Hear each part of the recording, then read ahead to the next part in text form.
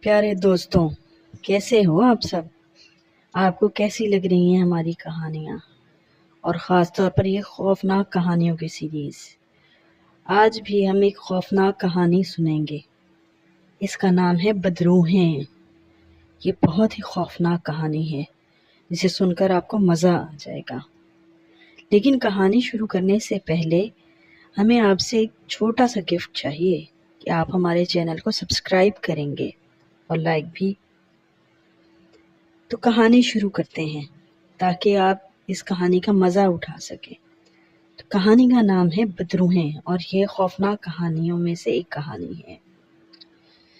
اس کہانی کا مین کردار ہے سلطان علی۔ سلطان علی اپنے گھر میں چارپائی پر بیٹھا کھانا کھا رہا تھا۔ اس کی بیوی زبیدہ روٹیاں پکا کر لا رہی تھی۔ سلطان علی کسان تھا، وہ کافی مضبوط